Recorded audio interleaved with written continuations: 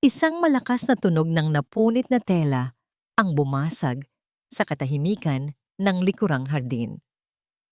Napangiwi si Diana nang makita ang mahabang gisi sa laylayan ng kanyang mamahaling gown na sumabit sa matalas na bakal ng gate. 50,000 piso ang halaga ng suot niya pero wala siyang pakialam. Sa totoo lang, gusto niyang punitin ang buong gown na yon hanggang sa maging basahan. Huminga siya ng malalim, ninilalanghap ang usok ng tricycle at amoy ng inihaw na isaw mula sa kalsada sa labas ng mansyon. Ito ang amoy ng kalayaan. Sa loob ng mansyon, nandoon pa rin ang daan-daang bisita, ang mga matatabang politiko at ang kanilang mga asawa na puno ng alahas, na bumabati ng happy birthday sa kanya habang tinitingnan siya bilang isang tropeo ni Senator Villacruz. Hindi siya tao sa loob ng bahay na yon. Isa lang siyang manika na kailangang ngumiti, kumaway at maging perpektong anak ng isang makapangyarihang ama. Pero ngayong gabi, tatakas siya kahit ilang oras lang. Dahan-dahang bumaba si Diana mula sa pader. Nanginginig ang kanyang mga tuhod, hindi dahil sa takot, kundi sa thrill. Lumingon siya sa kaliwat kanan. Walang guards, walang CCTV sa parteng ito. Tagumpay. Napangiti siya nang makita ang isang paparating na taxi. Tinaas niya ang kanyang kamay para pumara. Huminto ang sasakyan sa tapat niya. Bubuksan na sana niya ang pinto nang biglang may isang kamay na sumara nito pabalik. Malakas, madiin.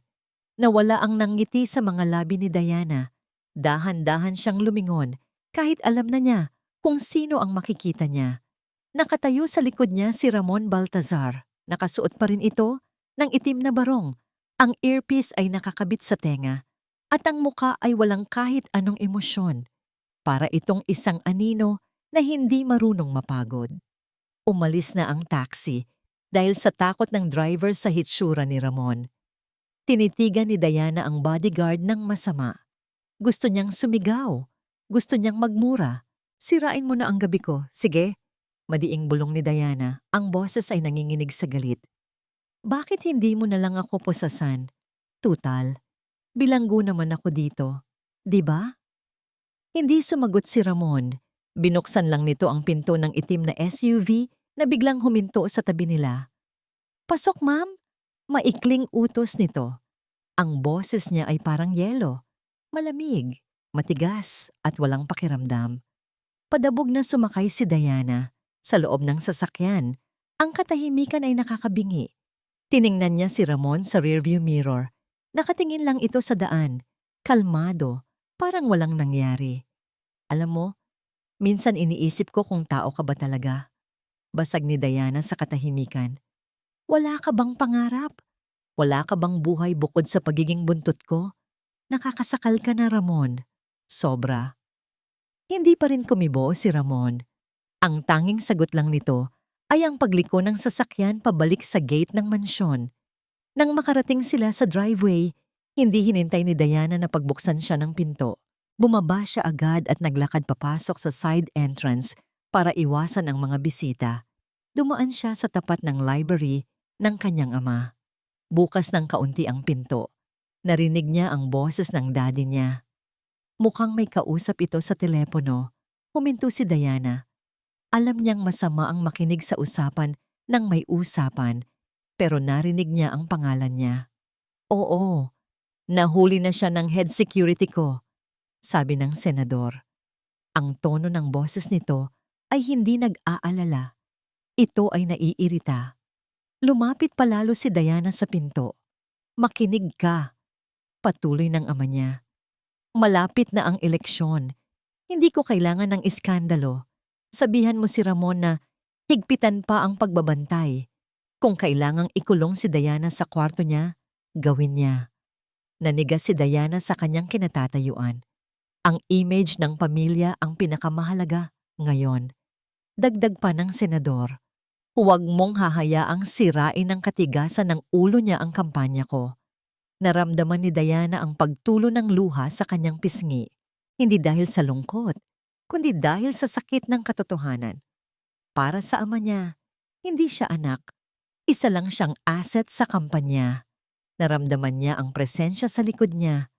Lumingon siya at nakita si Ramon. Nakatayo ito sa dilim ng hallway, nakatingin sa kanya. Narinig din nito ang lahat. Sigurado siya. Pero sa halip na kaawaan siya, tumangulang ito ng bahagya. Tila tinatanggap ang utos na narinig mula sa loob ng kwarto. Tinitigan ni Diana si Ramon. Sa sandaling iyon, hindi na lang inis ang nararamdaman niya. Puot. Ang lalaking ito ang magiging warden ng kanyang kulungan at gagawin niya ang lahat para gawing impyerno ang buhay nito hanggat hindi siya nakakalaya. Pinunasan ni Diana ang luha niya, tinaas ang noo at naglakad palayo. Iniiwan ang anino sa dilim. Napabuntong hininga si Ramon sa likod ng kanyang itim na salamin. Kanina pa paikot-ikot si Diana sa loob ng mall at kanina pa rin sumasakit ang ulo ni Ramon sa kakasunod dito. Hindi ito ang klase ng trabaho na sinanay siya sa militar. Doon, ang kalaban ay nasa harap, may hawak na baril. Dito, ang kalaban ay isang pasaway na dalaga na walang ginawa, kundi subukin ang pasensya niya. Tiningnan niya ang oras sa relo. 3:00 na ng hapon. Nakakapagtaka ang mga kinikilos ni Diana ngayong araw. Akala niya ay magwawaldas ito ng pera sa mga designer bags o sapatos, gaya ng ibang mayayamang kliyente na nabantayan niya noon. Pero hindi. Pumasok si Diana sa isang toy store at bumili ng napakaraming laruan, mga manyika, kotse-kotsehan, at mga coloring books. Pagkatapos, dumaan ito sa isang pharmacy at bumili ng boxes ng bitamina at gatas. Para kanino ang mga ito? Wala naman siyang alam na pamangkin o inaanak si Diana. Pero wala siyang karapatang magtanong. Isa lang siyang anino. Trabaho niyang magmasid, hindi ang makialam. Biglang umugong ang cellphone sa bulsa ng kanyang coat. Tumingin muna siya sa paligid. Nasa loob ng fitting room si Diana. Ligtas naman ang lugar. Pasimple niyang kinuha ang telepono. Nakita niya ang pangalan sa screen. St. Luke's Hospital. Nanikip ang dibdib ni Ramon. Sinagot niya ito agad, pabulong. Hello, Doc? Ang boses sa kabilang linya ay seryoso at nagmamadali. Ramon, kailangan na nating operahan si Luis. Lumalala ang kondisyon ng puso niya. Kung hindi natin magagawa ang procedure sa loob ng linggong ito, baka hindi na kayanin ng katawan ng bata. Napapikit si Ramon ng mariin. Ang imahe ng kanyang bunsong kapatid na nakaratay sa kama, maputla at payat, ay gumuhit sa isip niya. Doc, bigyan niyo pa ako ng kaunting panahon. Garalgal ang boses na pakiusap ni Ramon. Ginagawa ko na ang lahat. Kulang pa ang naipon ko pero... Ramon, hindi na makakapaghintay ang ospital sa down payment. Pasensya na. Naputo lang tawag. Napatulala si Ramon sa kawalan. Ang higpit na hawak niya sa telepono ay halos bumasag dito. Saan siya kukuha ng kalahating milyon sa loob ng 2 araw? Ang sweldo niya sa mga Villa Cruz ay malaki, pero hindi sapat para sa agarang operasyon. Sa sobrang lalim ng iniisip niya, hindi niya napansin ang paglabas ni Diana sa fitting room. Hindi niya rin napansin ang grupo ng mga teenager na tumatakbo palapit. Dala ang mga cellphone at nagniningning na mga mata nang makilala ang anak ng senador. Miss Diana, pa-picture naman. Tili ng isa. Sa isang iglap, nagkagulo. Dumagsa ang mga tao. Naitulak si Diana ng isang lalaking nagmamadaling makalapit. Aray! Daing ni Diana habang bumabagsak siya sa makintab na sahig ng mall. Doon lang natauhan si Ramon. Mabilis siyang kumilos, hinarang ang katawan sa mga tao at itinayo si Diana. Nakita niya ang gasgas sa siko ng dalaga at ang namumulang tuhod nito. Agad na dumating ang mall security para awatin ang mga fans. Dinala ni Ramon si Diana sa isang tahimik na sulok. Kukuha sana siya ng panyo para punasan ang dumi sa braso nito, pero tinabig ni Diana ang kamay niya. Ang mga mata ni Diana ay nanlilisik. Akala ko ba ikaw ang pinakamagaling na security? Mariing tanong nito. Puno ng sarkasmo. Nakatayo ka lang doon habang dinudumog ako. Anong ginagawa mo? Nananaginip ng gising? Hindi makasagot si Ramon. Tama si Diana. Nagkulang siya. Ang isip niya ay na kay Luis. At dahil doon, nasaktan ang protektado niya. Sorry ma'am. Iyon lang ang nasabi niya. Yumuko siya. Nilulunok ang pride. Hindi na mauulit. Talagang hindi na. Sagot ni Diana habang inaayos ang gusot niyang damit. Dahil sa susunod na magkamali ka, sisiguraduhin kong wala ka nang babalikan. Masakit ang mga salita nito, pero mas masakit ang katotohanan na wala siyang magawa, kundi tanggapin ang lahat. Kailangan niya ang trabahong ito. Kailangan siya ni Luis. Kinagabihan, imbes na umuwi sa mansyon, nagpahatid si Diana sa isang coffee shop sa labas ng syudad. Pumuwesto si Ramon sa kabilang mesa. Suot pa rin ang salamin kahit gabi na. Nagmamasid. Nakita niyang may dumating na isang lalaki. Mukhang disente, naka-polo shirt at seryoso ang mukha. Umupo ito sa harap ni Diana. Nag-usap sila ng masinsinan. Nakita ni Ramon ang pag-aalala sa mukha ni Diana. Maya-maya, may kinuha ito sa loob ng bag. Isang makapal na brown envelope. Inabot ni Diana ang envelope sa lalaki. Sinilip ng lalaki ang laman nito. Pera. Maraming pera. Umigting ang panga ni Ramon. Habang siya ay halos lumuhod sa lupa para lang makahanap ng pambayad sa ospital ng kapatid niya, heto ang prinsesa ng Kongreso, palihim na nakikipagkita sa kung sinong lalaki at nag-aabot ng pera. Siguro ay boyfriend na itinatago sa ama. O baka sinusuhulan niya ito para sa kung anong kalokohan. Ang akala niya ay may kaunting bait pa si Diana, pero nagkamali siya. Isa lang itong spoiled brat na kayang tapalan ng pera ang lahat ng problema, habang ang mga katulad niya ay dahan-dahang namamatay sa hirap. Tiningnan ni Ramon ang dalawa ng may halong puot at pagkadismaya. Kung alam lang niya na ang perang inaabot ni Diana ay ang tanging pag-asa sana ni Luis. Pero hindi niya alam. At sa gabing iyon, mas lalong lumalim ang pader sa pagitan nila. Pagkabukas ni Diana ng pinto ng kanyang kwarto, naramdaman niya agad na may mali. Sanay siya sa ayos ng kanyang silid. Alam niya kung saan nakalagay ang bawat unan, bawat libro, at bawat pabango sa kanyang vanity table.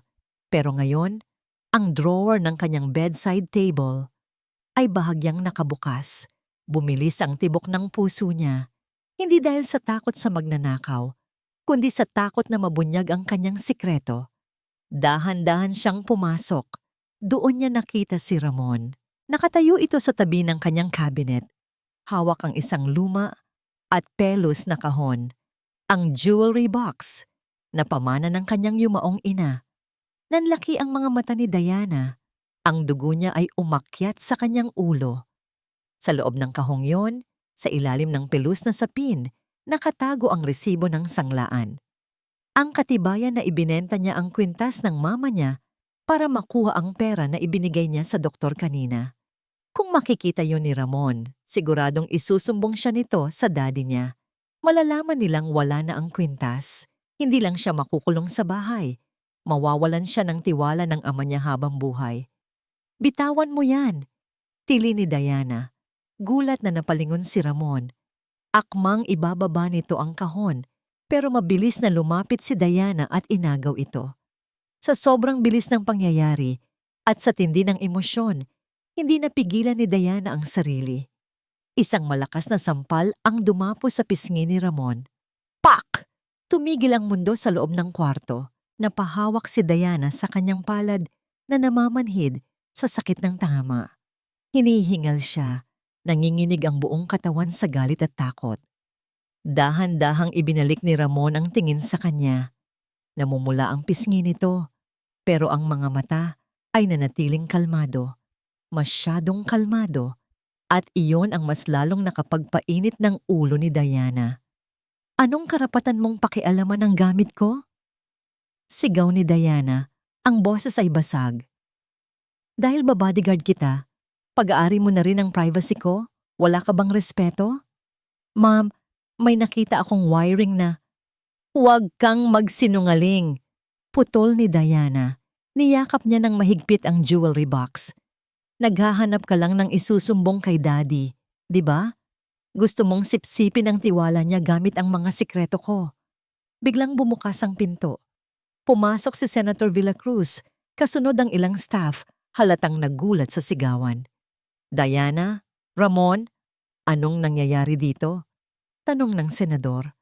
Ang boses ay puno ng otoridad. Tumingin si Diana sa ama niya, tapos kay Ramon. Ito na ang pagkakataon. Kailangan niyang alisin ang panganib. Kailangan niyang paalisin ang taong ito bago pa nito matuklasan ang lahat. Paalisin mo siya, Dad.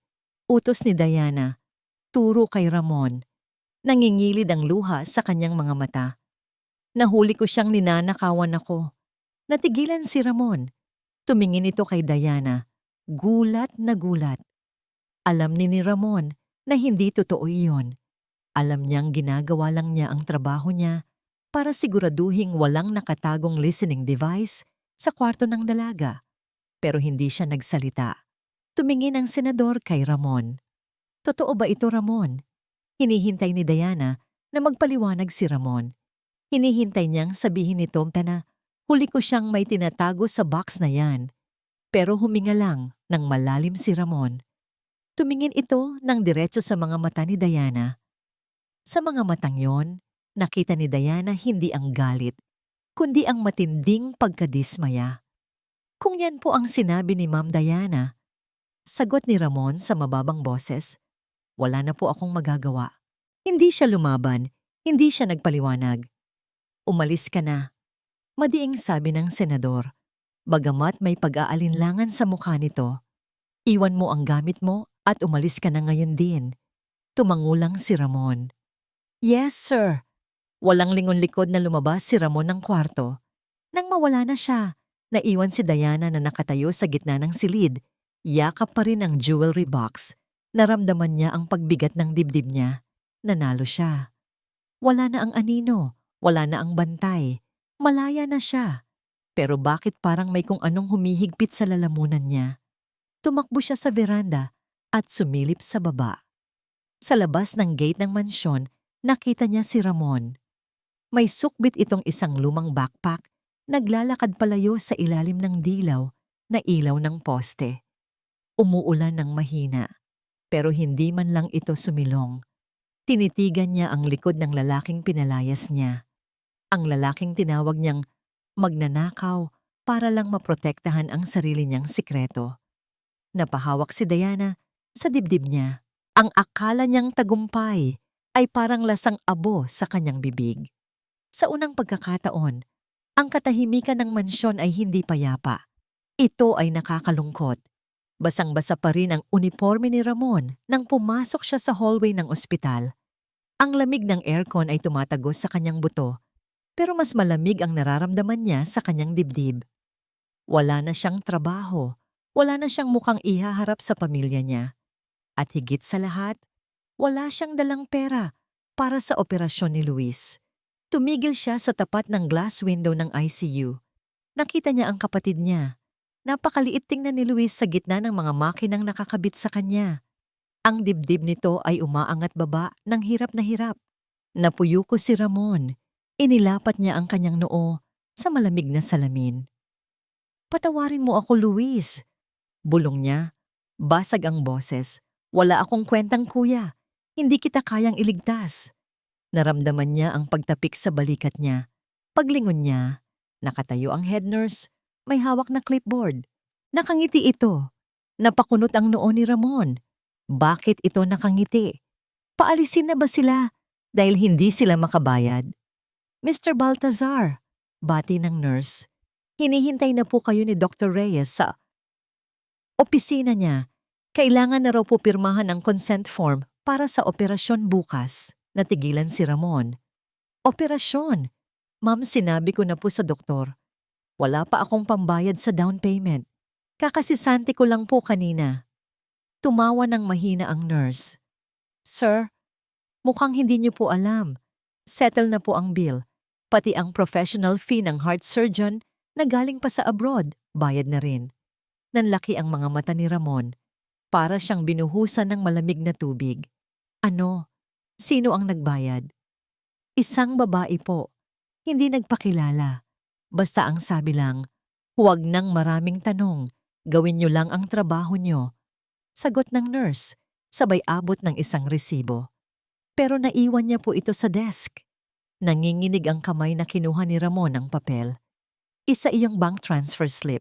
Ang halaga, 2 milyong piso. Sa ibaba, sa bahaging sender, nakalagay ang 2 inisyal na pamilyar sa kanya. DV Diana Villacruz. Napahawak si Ramon sa pader para hindi matumba. Bumalik sa alaala niya ang mga pangyayari nitong mga nakaraang araw. Ang pagpunta ni Diana sa pharmacy para bumili ng gamot, hindi para sa sarili niya, kundi siguro ay ipapadala sana sa kanya. Ang pakikipagkita nito sa lalaki sa coffee shop at pag-abot ng envelope. Iyong lalaking iyon, ngayon niya lang na-realize, ay hawig ng administrator ng ospital na ito at ang jewelry box kanina. Ang kahon na niyakap ni Diana ng mahigpit habang tinatawag siyang magnanakaw. Hindi droga o love letter ang tinatago ni Diana doon. Resibo ng sanglaan. Ibinenta ni Diana ang kaisa-isang alaala ng namayapa niyang ina para iligtas ang buhay ng kapatid ng bodyguard na kinasusuklaman niya. Nasilaw si Ramon sa sarili niyang luha. Ang babaeng tinawag niyang spoiled brat. Ang babaeng hinusgahan niyang walang alam, kundi magwaldas ng pera. Siya pala ang anghel na sumalo sa kanya noong panahong lugmok na lugmok siya. At ano ang isinukli niya? Hinayaan niya itong magmukhang masama sa harap ng ama nito. Iniwan niya ito nang walang pasalamat. Tanga ka, Ramon. Bulong niya sa sarili habang sinusuntok ang pader ng mahina. Napakalaki mong tanga. Aalis na sana siya para bumalik sa mansyon. Hihingi siya ng tawad. Kahit lumuhod siya. Kahit maging alipin siya ni Diana habang buhay. Biglang nag-flash ang breaking news sa TV na nakasabit sa waiting area. Flash report! Ambush sa Laguna. Napahinto ang lahat ng tao sa lobby. Tumaas ang volume ng TV. Ang convoy ng charity mission na pinangungunahan ng anak ni Senator Villacruz, inambush ng mga hindi kilalang armadong lalaki kaninang alas 7 ng gabi. Nanigas si Ramon. Pakiramdam niya ay huminto ang pagtibok ng puso niya. Ipinakita sa screen ang footage ng isang puting van na tadtad ng bala. Ang van na sinakyan ni Diana kanina, pagkaalis niya. Kumpirmadong nawawala si Diana Villacruz. Ayon sa mga saksi, tinangay siya ng mga armadong grupo patungo sa kabundukan. Binitawan ni Ramon ang resibo.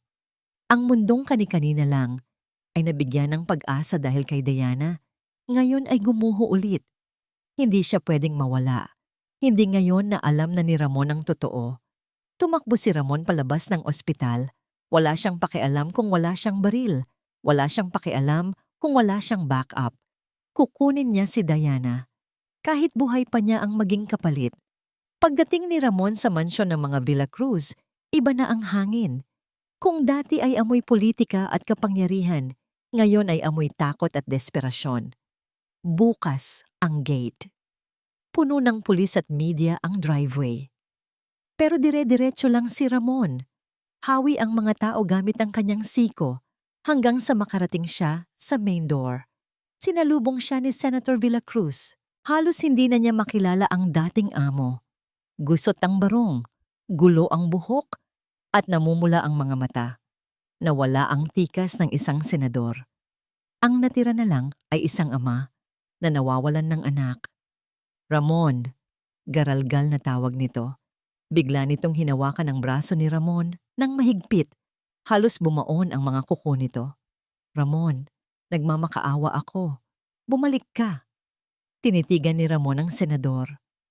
Wala siyang naramdamang awa, kundi bigat ng responsibilidad. Ang mga pulis, wala silang alam. Patuloy ng senador, pabulong at nanginginig. May traitor sa loob ng security team ko. Ibinigay nila ang ruta ni Diana. Ikaw lang ang kilala kong tapat. Ikaw lang ang may kakayahang ibalik siya ng buhay. Hindi na kailangang sabihin pa ito ng senador. Kanina pa buo ang desisyon ni Ramon.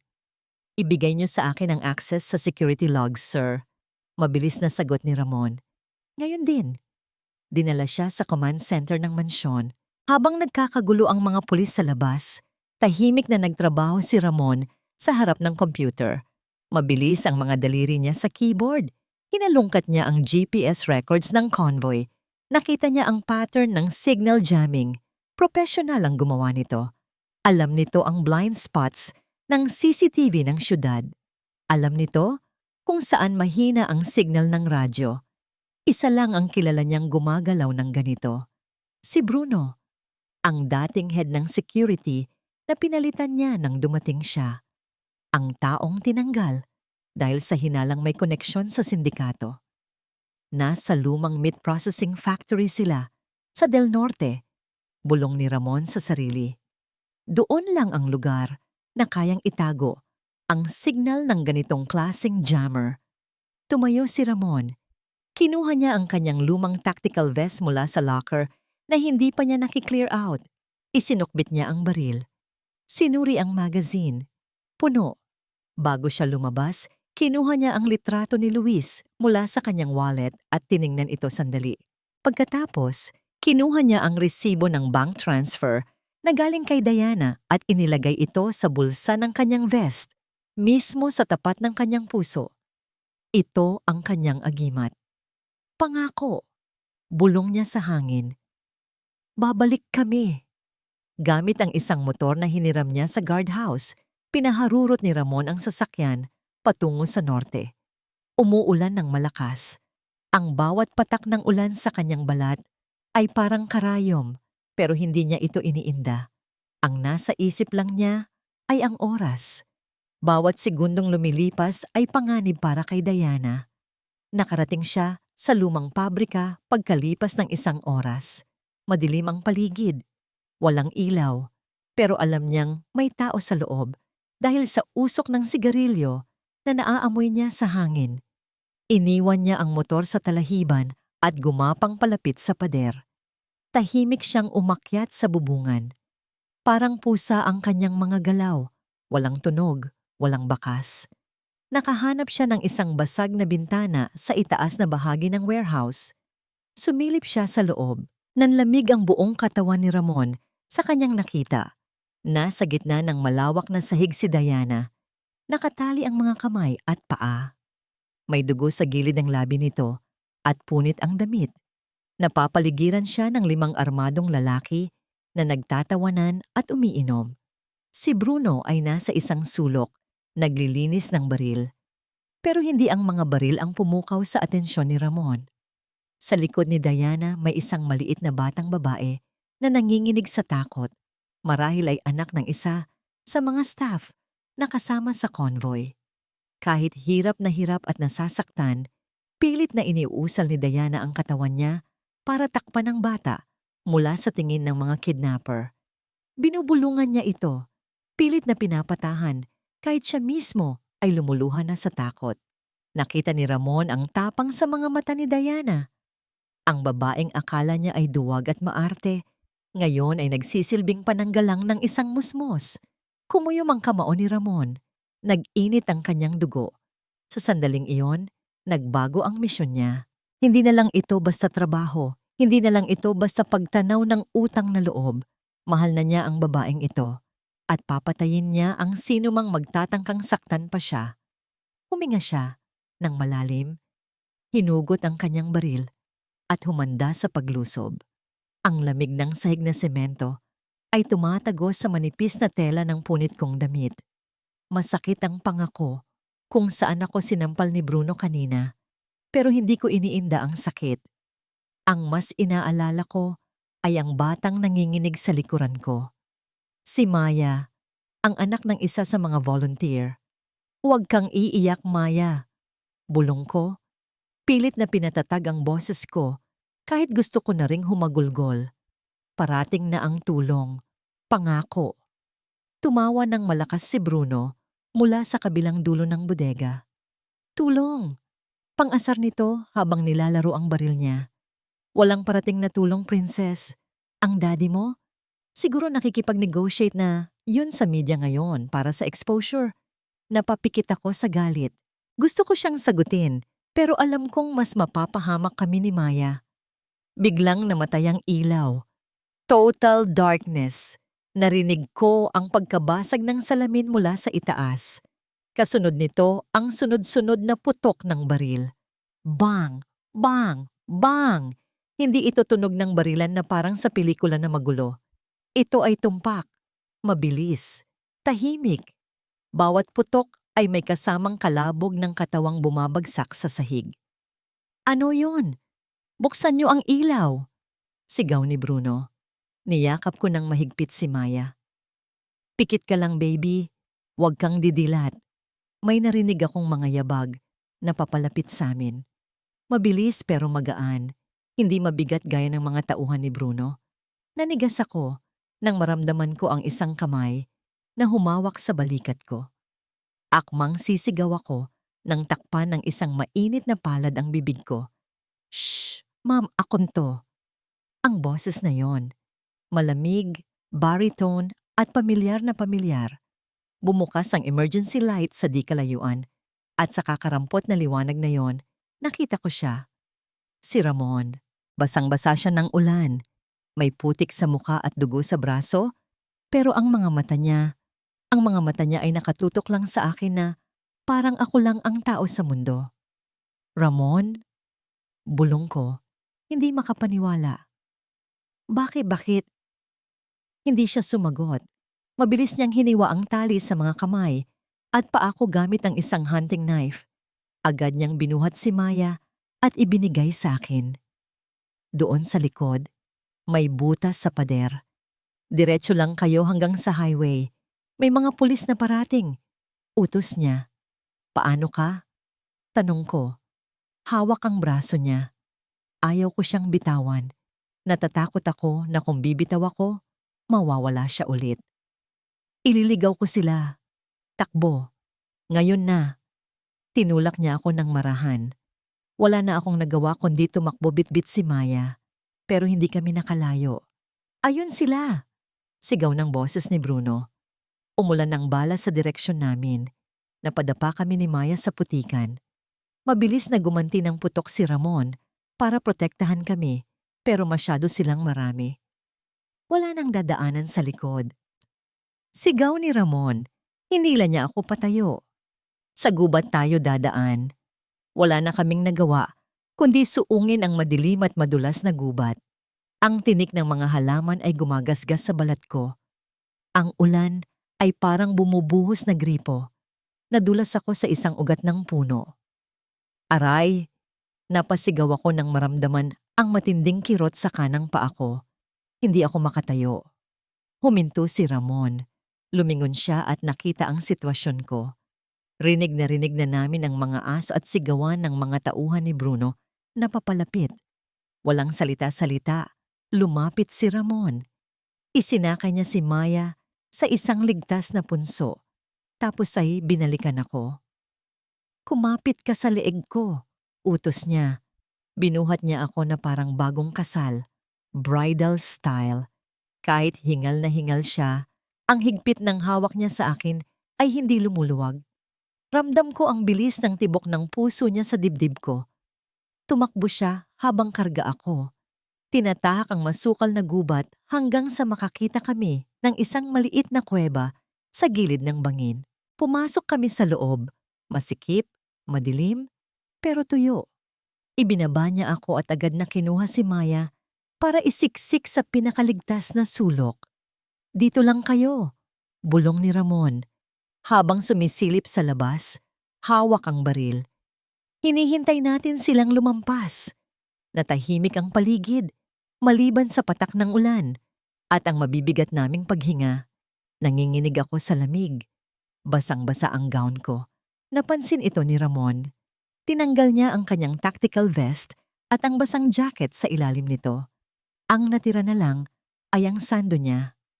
Lumapit siya sa akin at naupo sa tabi ko. Nilalamig ka, sabi niya. Hindi ito tanong. Wala kaming kumot. Wala kaming apoy. Dahan-dahan, na parang nagpapaalam kung pwede. Inakbayan niya ako at hinila palapit sa katawan niya. Sumandal ako sa dibdib niya. Ang init ng katawan niya ang tanging bumubuhay sa akin ngayon. Sa dilim ng kuweba, habang nagtatago kami sa mga gustong pumatay sa akin, naramdaman ko ang isang bagay na hindi ko naramdaman sa mansyon namin kahit kailan.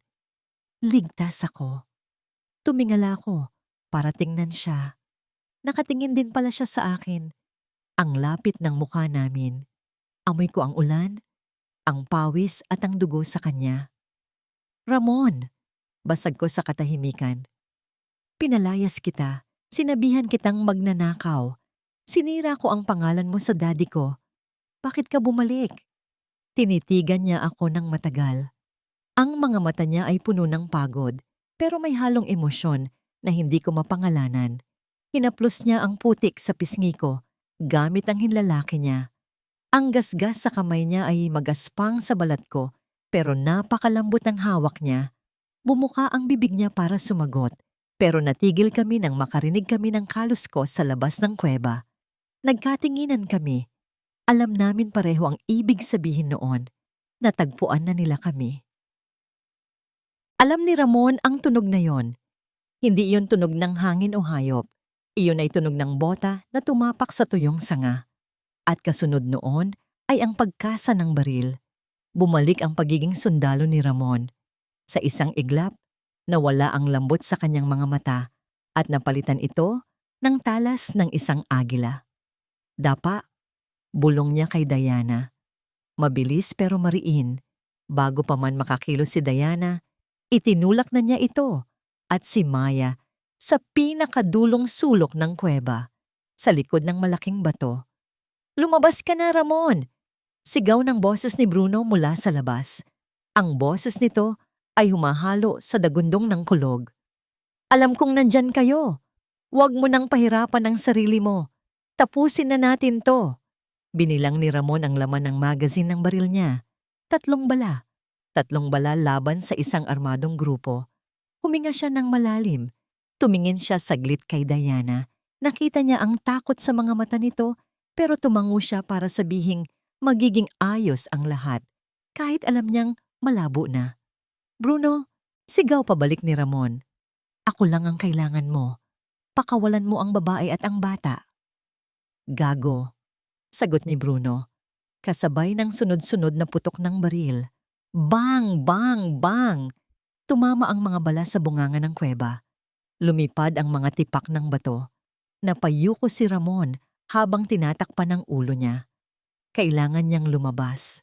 Kung mananatili sila sa loob, magiging sitting duck sila. Masusukol sila at mamamatay silang lahat. Diana, sabi ni Ramon, nang hindi lumilingon. Kapag sinabi kong takbo, tumakbo kayo palabas. Huwag kayong lilingon. Huwag kayong hihinto. Hindi kita iiwan. Umiiyak na sagot ni Diana. Hindi ito pakiusap, ma'am. Utos ito. Madiing sabi ni Ramon. Bago pa makasagot si Diana, sumugod si Ramon palabas ng kuweba. Nagulat ang mga tauhan ni Bruno. Bang! Isang bala. Bumagsak ang isang kalaban sa kanan. Gumulong si Ramon sa putikan. Iwas sa mga bala na humahagis sa paligid niya. Bang! Pangalawang bala. Tinamaan niya sa hita ang isa pang lalaki na akmang papasok sa kuweba. Isa na lang ang natitira niyang bala. At nakatayo sa harap niya si Bruno, nakangisi, hawak ang isang M16. Wala ka na ng bala pare, pang-asar ni Bruno. Nakatutok ang baril ni Ramon kay Bruno, pero alam niyang dehado siya. Sa gilid ng kanyang paningin, nakita niya si Diana at Maya na tumatakbo palabas ng kuweba, gaya ng utos niya. Napansin din ito ni Bruno. Lumipat ang tingin ni Bruno. Mula kay Ramon, dahan-dahang lumipat ang nguso ng M16 patungo sa tumatakbong si Diana. Sayang ang ganda. Bulong ni Bruno habang hinihila ang trigger. Bumagal ang ikot ng mundo para kay Ramon.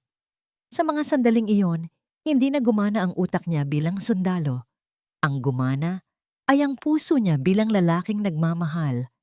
Alam niyang hindi niya mauunahan ng putok si Bruno. masyadong malayo. Kaya ginawa niya ang tanging paraan para iligtas si Diana. Tumalon siya. Hindi palayo sa bala, kundi pasalubong dito. Blam!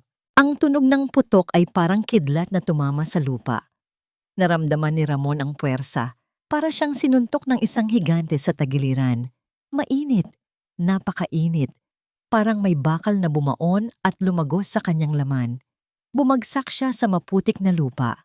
Narinig niya ang sigaw ni Diana. Ramon! Ang sigaw na yon ay puno ng sakit, puno ng takot. Sinubukan niyang bumangon para barilin si Bruno gamit ang huling bala niya. Pero ayaw nang sumunod ang katawan niya. Akmang lalapit si Bruno para tapusin siya nang biglang lumiwanag ang buong gubat. Wang, wang, wang! Dumating na sila. Napalibutan ng SWAT team ang area. Pulis! Ibaba ang baril! Nakita ni Ramon si Bruno na nagtaas ng kamay, gulat at takot, habang dinadamba siya ng mga pulis. Tapos na. Ligtas na sila. Unti-unting dumilim ang paningin ni Ramon. Ang ingay ng sirena at sigawan ay parang nagiging ugong na lang sa ilalim ng tubig.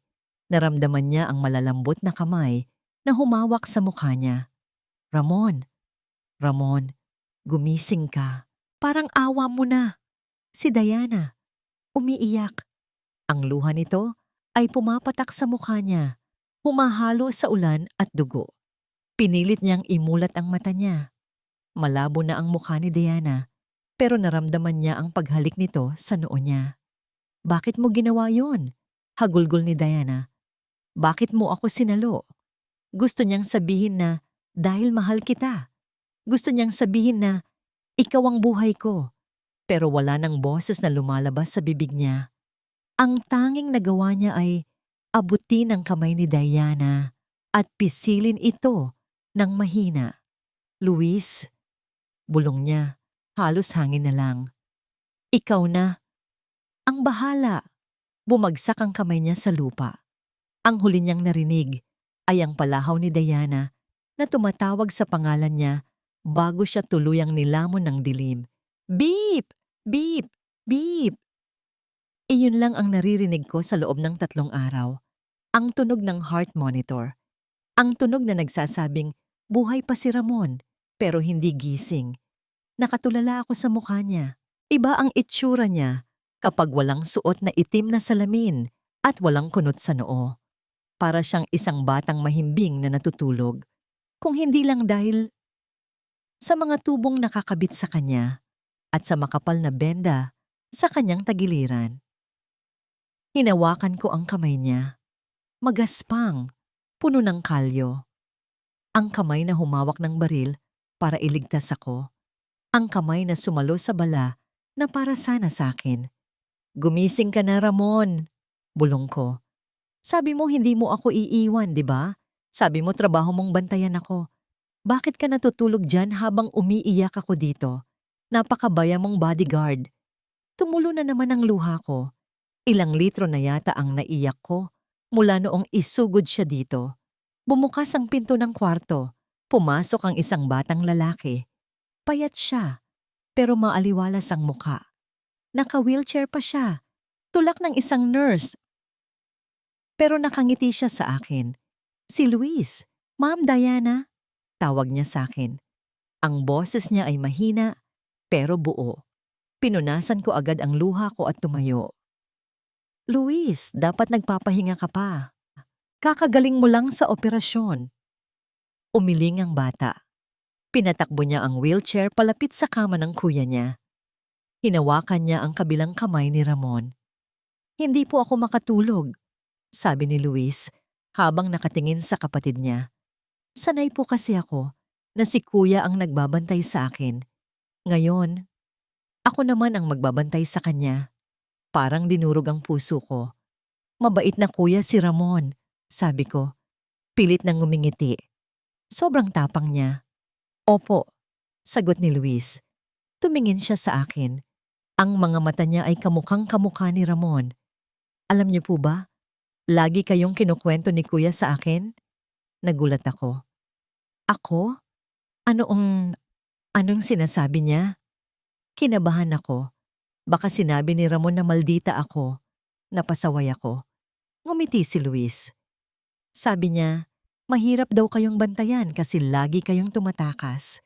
Pero sabi niya, naiintindihan daw niya kayo. Sabi niya, malungkot daw po ang mga mata niyo kahit nakatawa kayo sa TV.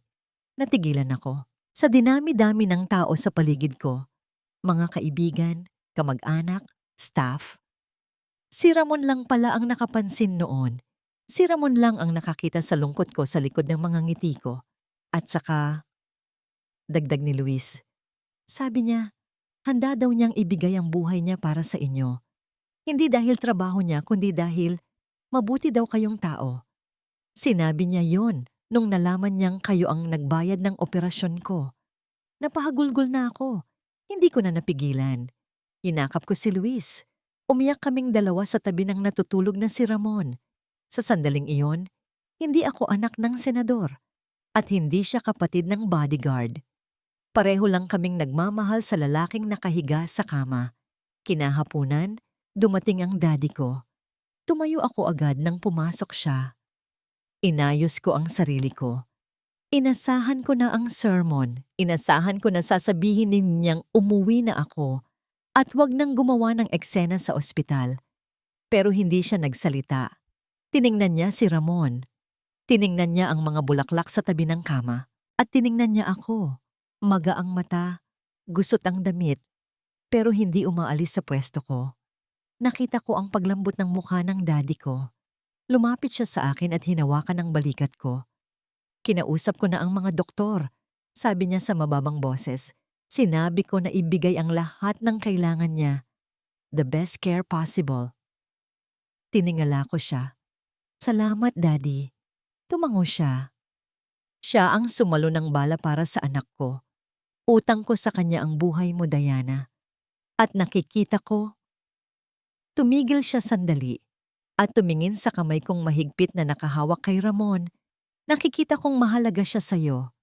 Hindi ako sumagot. Hindi ko itinanggi. Sa unang pagkakataon sa harap ng daddy ko, hindi ako yumuko o nagtago. Tinitigan ko siya pabalik at sa mga mata ko, alam kong nabasa niya ang sagot. Mahal ko ang lalaking ito. Higit pa sa buhay ko. Bumuntong hininga si daddy. Isang buntong hininga ng pagsuko. Maiwanan mo na kita, sabi niya. Babalik ako bukas. Hinalikan niya ako sa ulo. Bagay na hindi niya ginawa sa loob ng maraming taon. Bago siya tumalikod at lumabas ng pinto. Iyon ang pinakamagandang regalong na ibigay niya sa akin. Ang kalayaang magmahal. Lumipas ang mga oras. Tahimik na ang ospital. Kaming dalawa na lang ni Ramon sa kwarto. Ang tanging ilaw ay galing sa poste, sa labas ng bintana, at sa mga blinking lights ng monitor. Naupo ako ulit sa tabi niya. Hinaplos ko ang pisngi niya. Ang gaspang ng balbas niya na tumutubo na, pero para sa akin, ito ang pinakamasarap na pakiramdam sa mundo. Sabi mo, trabaho lang ako. Bulong ko sa kanya habang pinipigil ang hikbi.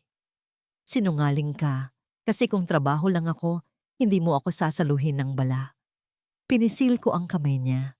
Malamig pa rin ito. Kaya panindigan mo to, Ramon Baltazar. Patuloy ko, masuyong nagbabanta. Gumising ka at singilin mo ako. Kahit ano, ibibigay ko. Puso ko, buhay ko. Lahat. Huwag mo lang akong iiwan na mag-isa ulit. Yumuko ako at ipinatong ang pisngi ko sa likod ng palad niya. Pumikit ako. Pagod na pagod at nagdasal sa lahat ng santo na ibalik siya sa akin. Ilang sandali pa ang lumipas. Bigla akong napahinto. Naramdaman ko ang isang pitik. Mahina lang. Halos hindi ko mapansin. Pero naramdaman ko yon sa pisngi ko. Mabilis akong umangat ng tingin. Nanlaki ang mga mata ko. Ang hintuturo ni Ramon. Gumalaw ulit. At kasunod noon, narinig ko ang pagbabago ng paghinga niya. Mula sa mababaw naging malalim. Ang kanyang noo ay kumunot. Tila nasisilaw sa liwanag o nasasaktan sa sugat. Napasinghap ako. Bumilis ang tibok ng puso ko na parang sasabog. Ramon? Tawag ko. Nanginginig ang boses. Naririnig mo ba ako? Ang kanyang mga pilik mata ay nagsimulang kumurap-kurap. Mabigat. Hirap na hirap. Pero lumalaban. At sa wakas, dahan-dahang bumukas ang kanyang mga mata. Pagod na pagod ang mga ito. Pero nang magtama ang paningin namin, nakita ko ang kislap na hinahanap-hanap ko. Buhay siya. Ang unang naramdaman ni Ramon ay uhaw. Tuyo ang lalamunan niya na parang kumain siya ng buhangin. Sumunod ay ang kirot. Isang matalim at mainit na sakit sa kanang tagiliran niya tuwing humihinga siya. Dahan-dahan niyang iminulat ang kanyang mga mata. Malabo ang paningin niya dahil sa ilaw sa kisame, pero unti-unting luminaw ang imahe ng isang babaeng nakayuko sa tabi niya. Hawak ang kamay niya. Si Diana. Maga ang mga mata nito. Magulo ang buhok. Hindi ito ang prinsesa ng kongreso na laging perpekto sa harap ng kamera. Ito ay isang babaeng pagod, takot, at nagmamahal. Gusto niyang magsalita, pero walang boses na lumabas. Umubo siya ng mahina. Napatingin agad si Diana sa kanya. Nanlaki ang mga mata nito at sa isang iglap, napuno ng panibagong luha ang mukha nito. Ramon? Tawag nito. Garalgal ang boses. Pilit na ngumiti si Ramon. Kahit masakit ang sugat niya, ang unang lumabas sa bibig niya ay hindi daing, kundi tanong. Ligtas. Ligtas ka na ba? Ma'am? Humagulgol si Diana. Hinampas siya nito ng mahina sa braso. Sobrang hina. Parang haplos lang. Sira ulo ka talaga. Iyak ni Diana habang tumatawa. Ikaw na nga ang nabaril. Ako pa rin ang iniisip mo. At pwede ba? Huwag mo na akong tawaging maam. Pinunasan ni Diana ang luha sa pisngi niya gamit ang likod ng palad. Ligtas ako, Ramon. Ligtas kami ni Maya. Dahil sa'yo. Nakahinga ng maluwag si Ramon. Nawala ang bigat sa dibdib niya. Nagawa niya. Natupad niya ang misyon niya. Pero higit pa doon, nailigtas niya ang babaeng nagligtas din sa pamilya niya. Salamat. Bulong ni Ramon. Tinitigan niya si Diana sa mata. Salamat sa pagligtas kay Luis. Alam ko na ang tungkol sa kwintas. Natigilan si Diana. Namula ang pisngi nito at nag-iwas ng tingin, parang batang nahuling gumawa ng kalokohan. Wala yon, mahinang sagot nito. Bagay lang yon, buhay ang kapatid mo. Hinawakan ni Ramon ang kamay ni Diana ng mas mahigpit. Para sa akin, hindi lang yun bagay. Ibinigay mo ang alaala ng nanay mo para sa kapatid ng isang hamak na bodyguard na laging kumukontra sa'yo. Noong nalaman ko yun, doon ko na-realize na mali ako sa lahat ng iniisip ko tungkol sa'yo. Tumingin ulit si Diana sa kanya. May lungkot at pag-asa sa mga mata nito. Akala ko galit ka sa akin, sabi ni Diana. Kasi pinalayas kita. Kasi napaka-brat ko. Hindi ako galit, sagot ni Ramon. Ewan ko ba, noong nakita kitang pinoprotektahan mo si Maya sa bodega, noong nakita kong mas matapang ka pa sa akin, doon ako tinamaan. Napangiti si Diana, pero tumulo ulit ang luha. Tinamaan ng ano? Ng bala? Hindi. Seryosong sagot ni Ramon. Tinamaan ako sa puso. Hindi ng bala, kundi ng pagmamahal sa'yo. POV, Diana. Nanigas ako sa kinauupuan ko. Tama ba ang narinig ko? O baka epekto lang ito ng gamot niya? O baka nananaginip lang ako sa sobrang pagod? Tinitigan ko si Ramon. Seryoso siya. Walang halong biro. Ang mga mata niyang dating malamig at walang emosyon, ngayon ay nag-aalab at nakatunaw. Mahal kita, Diana, ulit niya. Hindi bilang bodyguard mo, hindi bilang tauhan ng daddy mo. Mahal kita bilang ikaw. Parang sumabog ang fireworks sa dibdib ko. Ito ang mga salitang matagal ko nang gustong marinig, pero hindi ko inakalang manggagaling sa kanya. Yumuko ako palapit sa kanya. Sobrang lapit na nararamdaman ko ang init ng hininga niya. Alam mo ba kung gaano ako nag-alala? Bulong ko. Akala ko mawawala ka na. Akala ko hindi ko na masasabi sa'yo na mahal din kita, Mr. Sungit. Ngumiti si Ramon, isang nangiting umaabot sa mata na ngayon ko lang nakita. Dahan-dahan, kahit hirap siya, iniangat niya ang kamay niya at hinawakan ang batok ko. Hinila niya ako palapit. Hindi ako tumanggi. Nang maglapat ang mga labi namin, tumigil ang mundo. Wala ang tunog ng heart monitor. Wala ang amoy ng gamot. Wala ang sakit ng mga sugat namin. Ang halik ay malambot, maingat, at puno ng pangako. Ito ay halik ng pasasalamat, ng pagsuko, at ng wagas na pag-ibig. Nang maghiwalay kami, pareho kaming habol ang hininga. Nakadikit pa rin ang noo ko sa noo niya. So, basag ko sa katahimikan. Ano na tayo ngayon? Bodyguard pa rin ba kita? Umiling si Ramon ng bahagya. Hindi na, sagot niya. Bigla akong kinabahan. Lumayo ako ng kaunti. Ha? Aalis ka na? Iiwan mo na ako? Hinawakan niya ang kamay ko at hinalikan ito. Magre-resign na ako bilang bodyguard mo. Sabi niya nang may pilyong nangiti. Bakit? Medyo tumaas ang boses ko. Akala ko ba mahal mo ako? Kasi, paliwanag niya, hindi ako pwedeng maging empleyado ng girlfriend ko. At lalong hindi ako pwedeng sumweldo sa magiging asawa ko. Natigilan ako. Unti-unting pumasok sa isip ko ang sinabi niya. Girlfriend, asawa. Pinalo ko siya sa dibdib, sa parte na walang sugat. Ang kapal ng mukha mo. Tawa ko, habang umiiyak na naman sa tuwa. Asawa agad? Hindi pa nga ako umuo. Oo ka rin. Kampanteng sagot niya. Wala ka nang kawala. Nasalo ko na ang bala para sa'yo. Remember? You're stuck with me forever. Niyakap ko siya ng maingat. Ipinatong ko ang ulo ko sa balikat niya. Forever. Bulong ko. Okay lang sa akin ang forever, basta ikaw ang kasama ko. Sa labas ng bintana, tumigil na ang ulan. Sumisikat na ang araw, panibagong umaga para sa aming dalawa. Hindi sa isang malaking katedral, sa Maynila, ginanap ang kasal. Walang red carpet, walang live coverage ng media, at walang libu-libong bisita na puro politiko.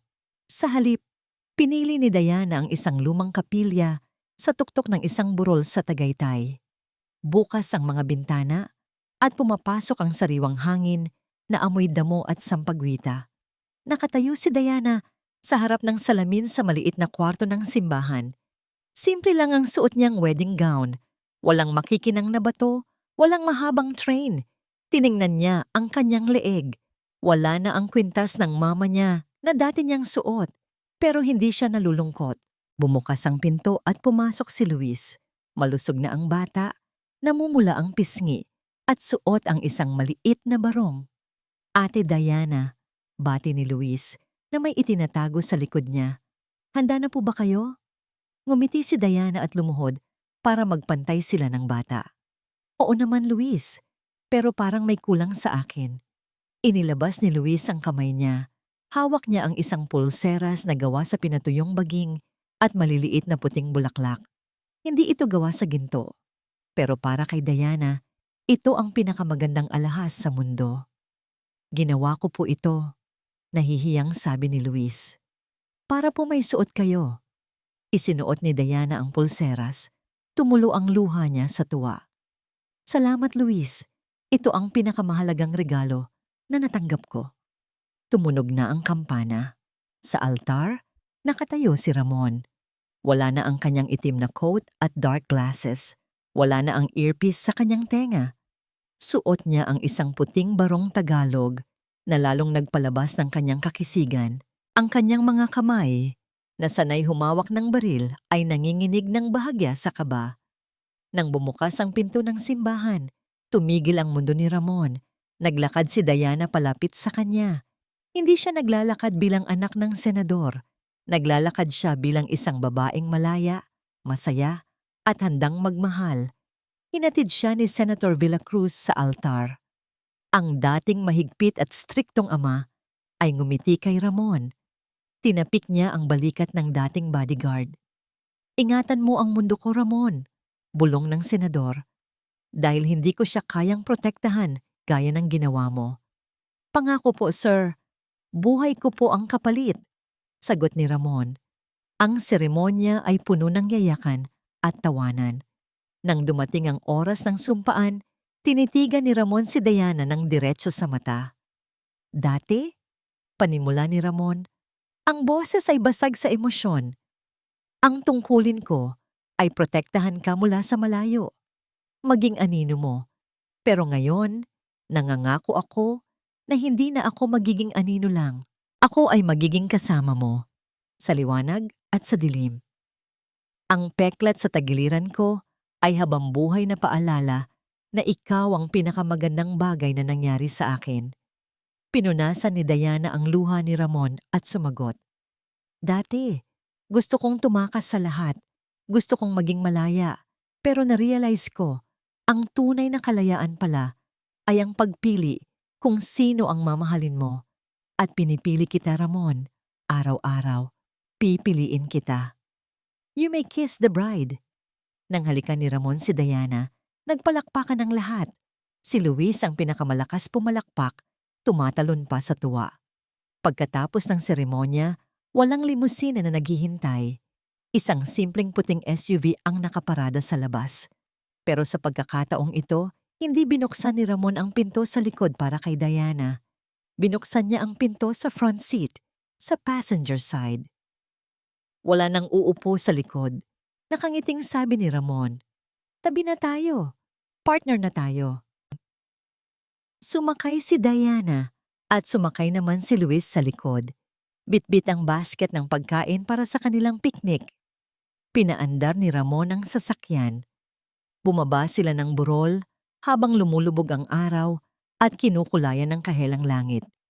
Wala ng bodyguard, wala ng prinsesa, wala ng mga matang mapanghusga. Ang natira na lang ay isang pamilyang nabuo dahil sa sakripisyo, tiwala at pag-ibig na mas matibay pa sa bala. Huminga ng malalim si Diana, hinawakan ang kamay ni Ramon sa ibabaw ng gear stick at ngumiti. Ito ang simula ng kanyang happily ever after. At dito nagtatapos ang kwento ni na Diana at Ramon, ang prinsesa at ang kanyang anino na naging ilaw ng isa't isa. Sa inyong lahat na matiyagang nakinig at sumubaybay mula sa unang kabanata hanggang sa huli, isang taos pusong pasasalamat po ang nais kong ipaabot. Ang kwentong ito ay hindi lamang basta katang-isip, kundi isang pagpupugay sa lahat ng uri ng pag-ibig na handang magsakripisyo at maghintay. Habang isinusulat ko ang bawat eksena, naramdaman ko rin ang bigat ng bawat pagluha ni Diana at ang tindi ng katapatan ni Ramon. Nais kong ipaalala sa bawat isa sa inyo na hindi laging madali ang magmahal. Minsan, kailangan nating dumaan sa dilim, sa mga maling akala, at sa matinding pagsubok bago natin makita ang tunay na halaga ng taong nasa tabi natin. Sana ay baunin ninyo ang mensahe na ang tunay na pag-ibig ay hindi nasusukat sa yaman o kapangyarihan, kundi sa kahandaang ialay ang sarili para sa kaligtasan at kaligayahan ng iba. Kung naantig ang inyong mga puso o may bahagi ng kwento na tumatak sa inyo, huwag po kayong mahiyang ibahagi ito sa comment section. Ang inyong mga kwento at damdamin ang inspirasyon ko para patuloy na lumikha. Hanggang sa muli nating pagkikita sa susunod na kwento ng buhay at pag-ibig. Maraming salamat po.